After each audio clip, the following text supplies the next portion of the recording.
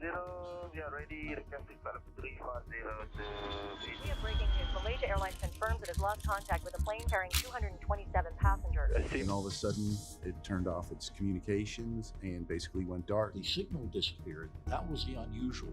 In the annals of modern aviation, few mysteries have captured the world's imagination like the disappearance of Malaysian Flight 370.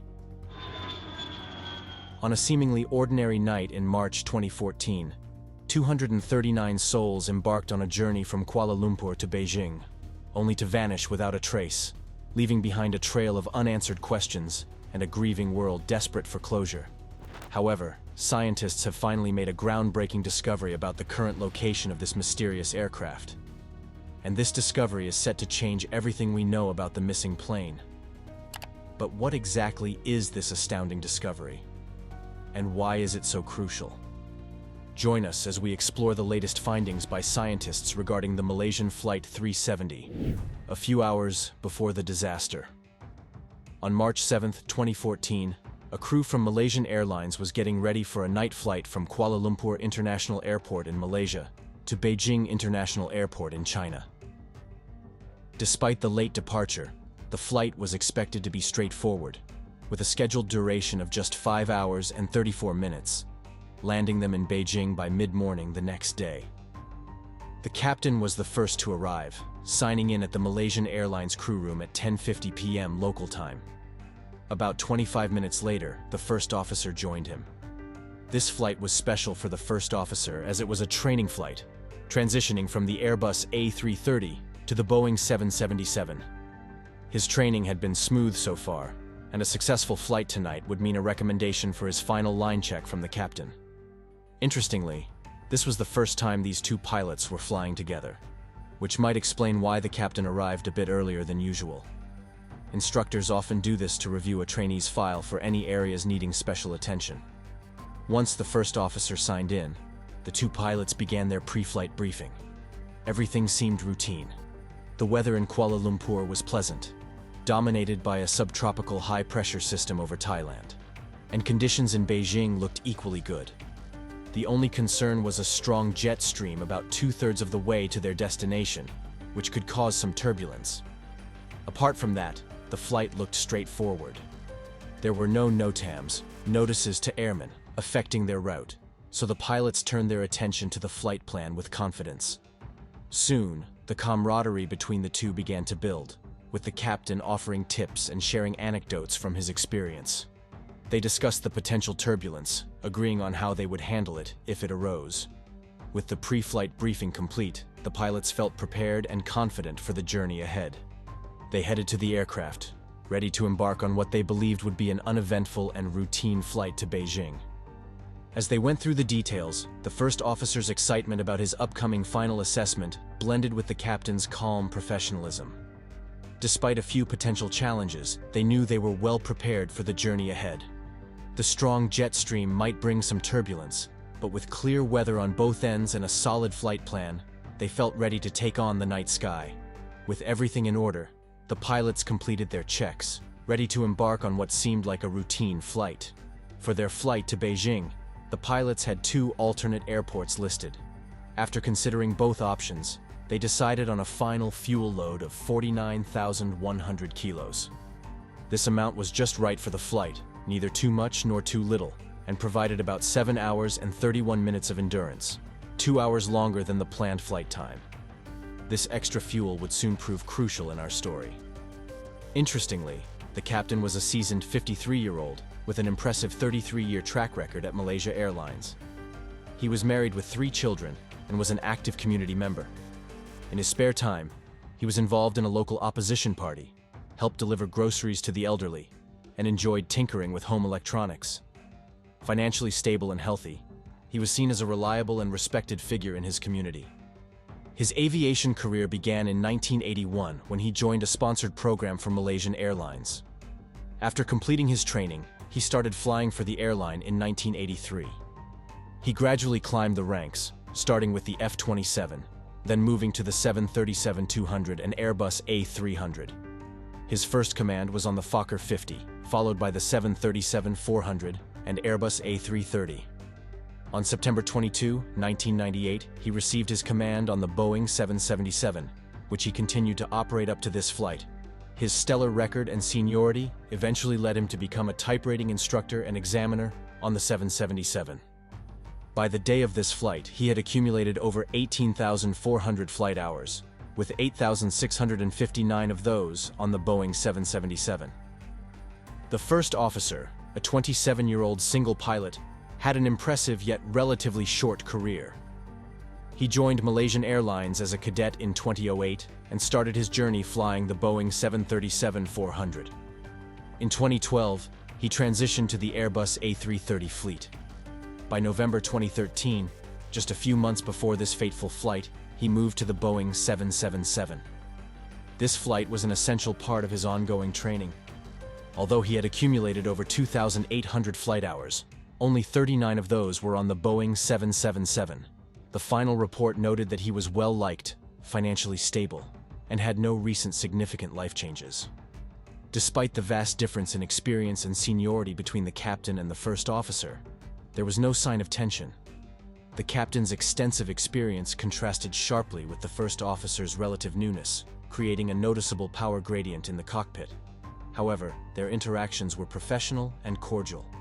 The report highlighted that both pilots had received more than the required rest before the flight, ensuring they were well-rested and alert. Additionally, their licenses and medical certifications were up to date. The disappearance and search for Flight 370. The disappearance of Malaysian Flight 370, a Boeing 777, on March 8, 2014, remains one of the most perplexing aviation mysteries in history. The flight, carrying 239 people, departed from Kuala Lumpur International Airport at 12:41 a.m. local time, bound for Beijing.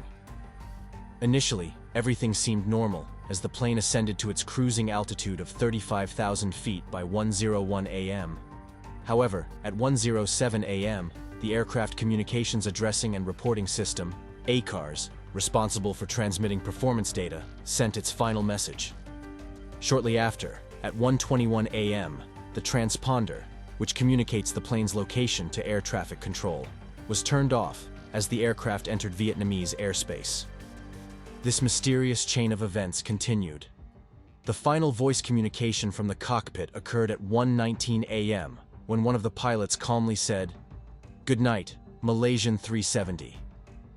After this, the plane vanished from civilian radar screens, although it remained tracked by Malaysian military radar until 2:22 a.m. The aircraft made a sharp turn back across the Malay Peninsula and flew northwest over the Strait of Malacca. The last military radar contact was recorded over the Andaman Sea. Despite disappearing from conventional radar, the search for Flight 370 became more intricate. An Inmarsat satellite, positioned in geostationary orbit over the Indian Ocean, picked up hourly signals or handshakes from the aircraft, suggesting it was still airborne long after radar contact was lost. The last of these signals was received at 8:11 a.m., indicating that the plane had flown for several hours beyond its last radar contact. This revelation significantly expanded the search area, adding to the complexity and intrigue of the unfolding mystery. At first, the search efforts focused on the South China Sea, where the plane was last seen on civilian radar. But as data suggested the plane had veered off course and headed west, the search area expanded to include the Strait of Malacca and the Andaman Sea. Then, on March 15th, the Malaysian government disclosed that analysis of satellite data hinted at the aircraft possibly following one of two arcs.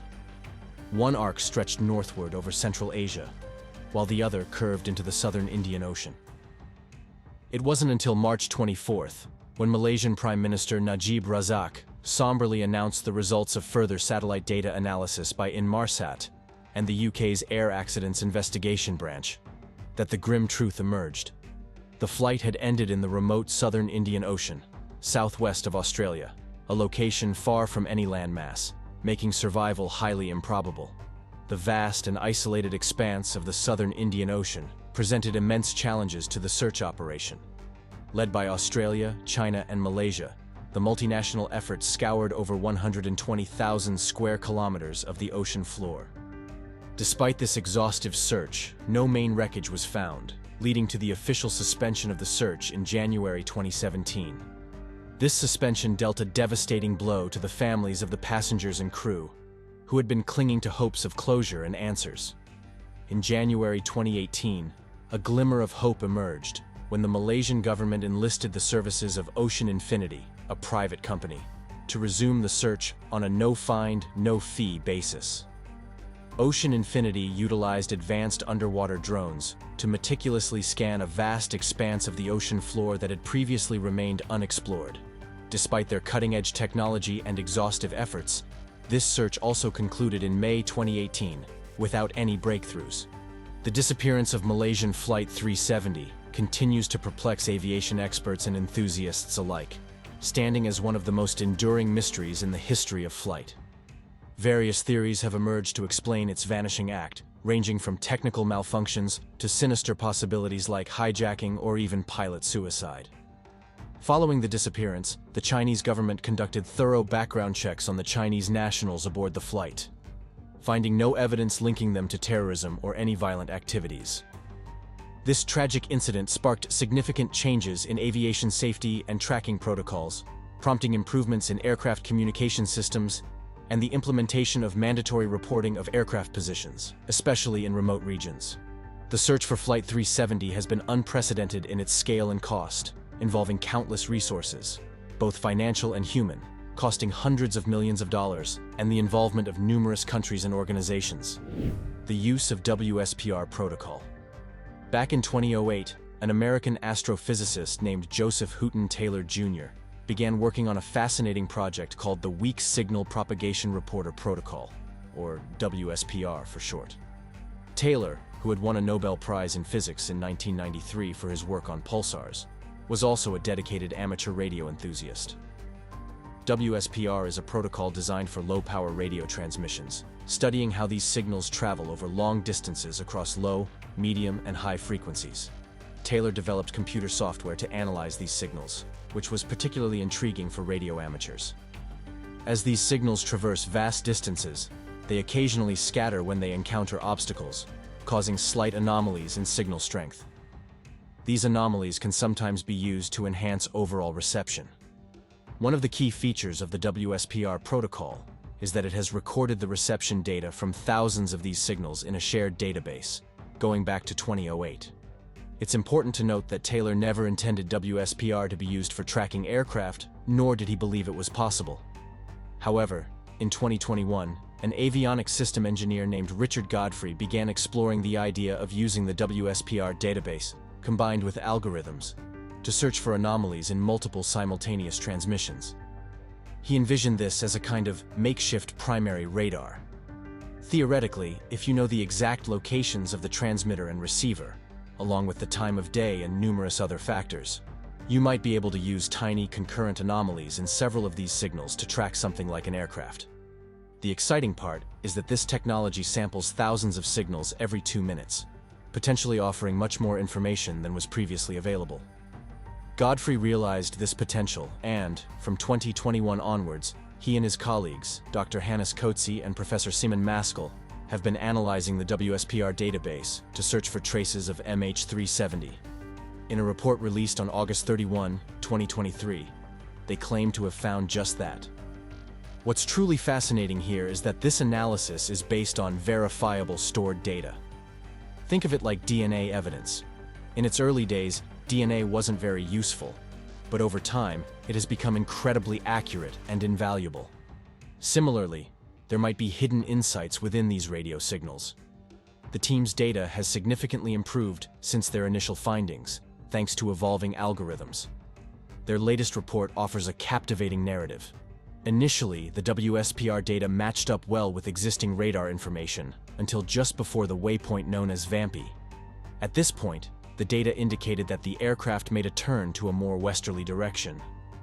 Following this turn, the aircraft's path ran parallel to the assumed track, but on a slightly more southerly course. This discrepancy could be due to the inherent imprecision of the technology or the radar, especially since the radar was operating at the edge of its effective range. The WSPR track continued northwest, intercepting the arc from the first Inmarsat handshake precisely at 2:28 and 15 seconds AM.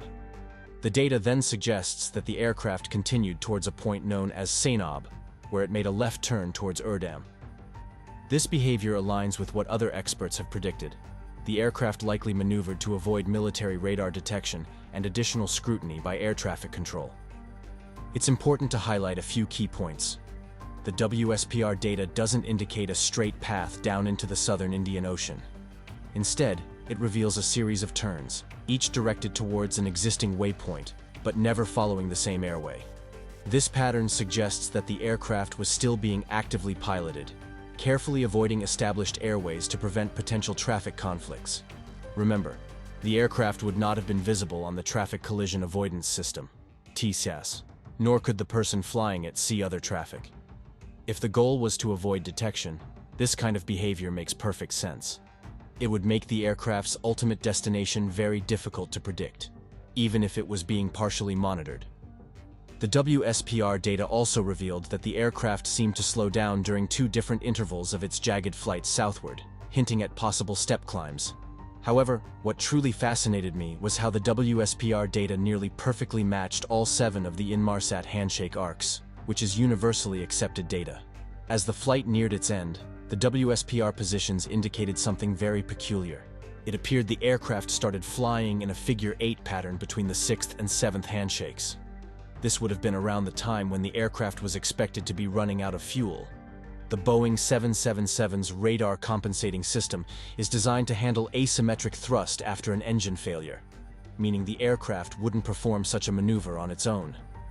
Therefore, if this pattern was indeed flown, it must have been a deliberate act by whoever was controlling the aircraft. Speculating on why someone would do this is challenging, but at that time, it would have been daylight in the area with clear weather. It's possible this maneuver was done to look out for ships nearby, ensuring that the aircraft's final resting place wouldn't be easily spotted. The burst frequency offset, BFO, from the Inmarsat data suggested that the aircraft might have been in a very steep descent during the last Logan handshake, possibly as fast as 14,500 feet per minute. However, this steep descent doesn't necessarily mean the aircraft just dove straight into the sea. This analysis of WSPR data aligned with the Inmarsat handshakes. The excellent report by Captain Blely and Jean-Luc Merchant introduces a fascinating possibility. The right engine of the aircraft might have flamed out due to fuel starvation. This could have prompted the person in charge to start the auxiliary power unit, APU, and open the crossfill valve to make the most of the remaining fuel. Interestingly, the APU standpipe sits a bit lower in the tank than the engines, allowing it access to more fuel. The individual in command might have then manually shut down the remaining engine to maximize the APU's use. This strategic move would have kept all flight controls and systems operational for as long as possible and enabled the flaps to be extended, which would otherwise be impossible without at least one engine or the APU running. When the last Inmarsat Logan occurred, it lacked data from the in-flight entertainment system, among other things. This makes sense if the aircraft was powered solely by the APU, as less critical systems like the IFE would have been turned off to conserve power for more essential systems. According to Captain Blely's calculations, if the aircraft was in a rapid dive, it could have ended up very close to the 7th arc. Alternatively, if it was flown to maximize its glide and touch down with flaps 30 selected, it could have ended up as far as 67 nautical miles further south. The WSPR data indicated a possible last position at 8:19 and 37 seconds, and after that, no more correlated anomalies were found. We know the aircraft ultimately crashed into the ocean, in or near the already searched area, because parts of the aircraft, both internal and external, have been discovered. A frail of debris. The mystery of MH370 deepened further when the first piece of debris wasn't discovered until July 29, 2015. A part of the right wing, known as the flaperon, washed ashore on the French island of Réunion, far from the Australian authorities' search area in the Indian Ocean, about 3,700 kilometers to the west. This discovery sparked a new phase in the search for the missing plane. Over the next year and a half, a total of 26 more pieces of debris were found scattered along the shores of various countries, including Tanzania, Mozambique, South Africa, Madagascar, and Mauritius.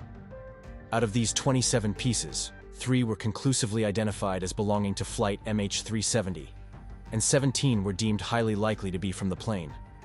Some of these fragments, intriguingly, were from the interior of the cabin, indicating that the plane had broken up. However, it remains uncertain whether this breakup occurred in mid-air or upon impact with the ocean. The analysis of the wing flaperon found on Reunion Island and a piece of the right wing flap discovered in Tanzania provided crucial insights. The results indicated that the plane did not execute a controlled descent, meaning it wasn't intentionally guided for a water landing. This finding suggests a more chaotic and uncontrolled end to the flight. Some experts theorize that flight MH370 might have struck the water in a near vertical position, which could explain the scattered debris and the condition of the recovered fragments. The evidence gathered from these debris pieces has been instrumental in piecing together the plane's final moments, yet many questions remain unanswered. Now it's time for today's subscriber pick. Scientists finally found the location of Malaysian Flight 370. The mystery that baffled the world for years might finally be solved. Amidst countless theories, one stood out for its intriguing geopolitical implications. In 2014, during Russia's controversial annexation of Crimea, some speculated that Russian spies hijacked MH370 to divert attention from their actions. As Russian forces moved into Crimea and held a contentious referendum, the international community, including the US and EU, imposed sanctions on Russia. This tense backdrop gave rise to the theory that MH370 was deliberately diverted to a remote area in Kazakhstan. Reports of unusual military activity and the presence of Russian personnel in the region bolstered this claim. Kazakhstan, a close ally of Russia with a capable international airport, was suggested as the perfect hideaway for the Boeing 777. Supporters of the theory noted the plane's last known flight path over the Caspian Sea, near the Kazakh city of Alma, where its transponder signal was lost. The involvement of Kazakhstan's president, Nur Sultan Nazarbayev, a key ally of Vladimir Putin, further fueled speculation. Although the theory lacked concrete evidence, the recent discovery by scientists has reignited interest and opened new avenues in the quest for the truth behind the disappearance of MH370. What do you think about this theory? Let us know your thoughts in the comments below. Possible causes of flight. 370 disappearance. The disappearance of Malaysian flight MH370 on March 8, 2014, remains one of the most perplexing mysteries in aviation history. Among the various theories proposed to explain the plane's vanishing, the idea of a hijacking has been extensively discussed. This theory explores the possibility that someone took control of the plane and intentionally flew it off course. Right after the plane disappeared, widespread speculation arose about what could have happened. The fact that the aircraft communication addressing and reporting system, ACARS and transponder signals were lost, led many to believe that something unusual had taken place. These systems are crucial for communication between the aircraft and ground control, and their sudden loss suggested deliberate action. Several pieces of evidence fueled the hijack theory. First, the ACARS and transponder were turned off separately, which requires knowledge of the aircraft systems. This indicated that someone with technical expertise might have been involved. Additionally, the plane made a sharp turn westward, deviating from its planned route to Beijing. It then flew along the Malay Peninsula, turned south, and continued over the Indian Ocean. This complex change in direction suggested that the aircraft was being actively controlled. Authorities conducted thorough checks on the passengers and crew. 2 passengers were found to be traveling with stolen passports, raising suspicions. However, these individuals were later found to have no links to terrorism. Several scenarios have been proposed to explain how a hijacking could have occurred. One possibility is that one or more crew members were involved in the hijack. This would explain the knowledge needed to disable the communication systems and change the flight path. However, extensive background checks on the crew revealed no links to any extremist groups or suspicious activities. Another scenario involves external hijackers taking control of the plane. However, no evidence was found of any struggle or communication from the plane indicating a hijack. Additionally, no terrorist group claimed responsibility for the act, which is unusual in cases of hijacking. Despite the compelling evidence and scenarios, the hijack theory faces several challenges. Typically, hijackers have specific demands and seek publicity. In the case of flight MH370, no group claimed responsibility and no demands were made, which is atypical of traditional hijackings. If the plane was hijacked, the choice of the southern Indian Ocean as a destination is perplexing.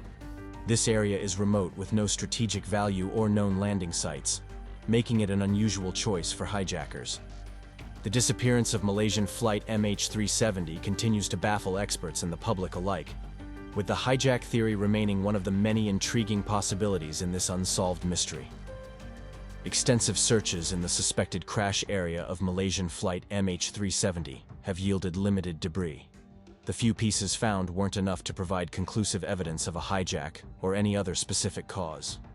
One of the most debated explanations for the disappearance is the theory of mass murder-suicide by the pilot. This theory suggests that Captain Zahari Ahmad Shah, the pilot of the flight, deliberately crashed the plane, resulting in the deaths of all 239 people on board. Born on July 31, 1961, Zahari joined Malaysia Airlines and had a reputation for being highly skilled and competent. He was known among his colleagues as a meticulous and passionate aviator who loved his job. Outside of his professional life, Zahari was an avid aviation enthusiast and even built a home flight simulator, which he used frequently. However, Zahari's personal life was fraught with difficulties that may have contributed to the mass murder-suicide theory. In 2016, New York Magazine reported that Zahari had flown a simulated route over the southern Indian Ocean less than a month before the plane vanished. This simulated flight closely matched the final known path of flight MH370, raising suspicions that Zahari had premeditated the crash. Investigations into Zahari's personal life revealed that he was experiencing significant marital problems at the time of the disappearance. He was reportedly estranged from his wife, with whom he had 3 children. Friends and acquaintances described him as a lonely and troubled man, dealing with a troubled marriage and potential separation. Some reports suggested that Zahari was living alone and had become increasingly withdrawn and depressed in the months leading up to the flight. Additionally, Zahari was politically active and a supporter of Malaysian opposition leader Anwar Ibrahim. On the day of the flight, Zahari attended a controversial trial where Anwar Ibrahim was sentenced to prison. This political connection led to speculation that Zahari might have been driven by political motives or personal despair related to the trial's outcome. The mass murder-suicide theory posits that Zahari intentionally disabled the communication systems, such as the Aircraft Communications Addressing and Reporting System, ACARS, and the transponder, to avoid detection. This action would have required significant knowledge and expertise, which Zahari possessed. After disabling these systems, Zahari is believed to have manually altered the flight path, taking the plane off its intended route to Beijing and flying it into the remote southern Indian Ocean. Supporters of the theory that Captain Zahari Ahmad Shah deliberately crashed Malaysian flight MH370 believe his actions were very deliberate and carefully planned. Right after the last communication with air traffic control, the plane made a sharp turn westward. Then it changed direction again over the Malay Peninsula and headed into the Indian Ocean. This suggests someone was actively controlling the aircraft. Extensive search efforts, which included satellite data and ocean mapping, showed that the plane continued to fly for several hours after losing contact. This long flight could mean that Zahari was purposely steering the plane to a remote area, making it very hard to find. Even though this evidence seems strong, the mass murder-suicide theory has big challenges. First, there is no clear proof that Zahari meant to crash the plane. Investigators didn't find a suicide note or any final message from him. While Zahari's personal and marital problems were noted, they don't clearly explain why he would do something so extreme. Zahari's psychological profile also raises doubts. He was described as lonely and dealing with issues, but friends and colleagues found it hard to believe he would do such a thing. They saw him as a kind, responsible person who loved flying and cared about his family and friends. After some debris was found, some people thought flight MH370 might have been shot down. But no evidence of missile shrapnel or other projectiles was discovered. As the investigation into the disappearance of Malaysian flight MH370 nears its conclusion, a new theory surfaced. One theory suggests that Russian spies might have hijacked Malaysian flight MH370 to divert attention from Russia's actions in Crimea.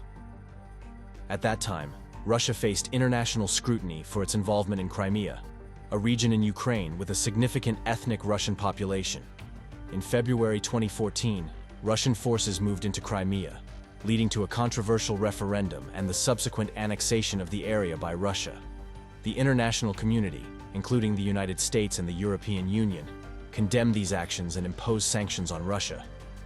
Amid this tense geopolitical climate, some people proposed that Russia used the disappearance of flight MH370 as a diversion.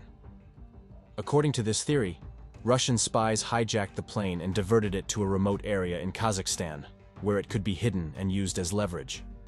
Kazakhstan, which has close ties with Russia, has a large international airport capable of housing a Boeing 777. This theory gained attention due to reports of unusual military activity and the presence of Russian military personnel in the region. Supporters of this theory noted that the plane's flight path took it over the Caspian Sea, which borders Kazakhstan, and that the plane's transponder signal was lost near the Kazakh city of Alma. Additionally, Kazakhstan's president, Nursultan Nazarbayev, was a key ally of Russian President Vladimir Putin, further fueling speculation. Despite these intriguing connections, there was no concrete evidence to support the theory that Russia was involved in the disappearance of flight MH370. The investigation found no proof of Russian involvement, making this theory purely speculative. While theories about the plane's fate remain abundant, none can definitively explain what happened to Malaysian flight MH370. The debris found only fueled further speculation and theories about the plane's mysterious disappearance. What do you think happened to Malaysian flight MH370? Let us know your thoughts in the comments below.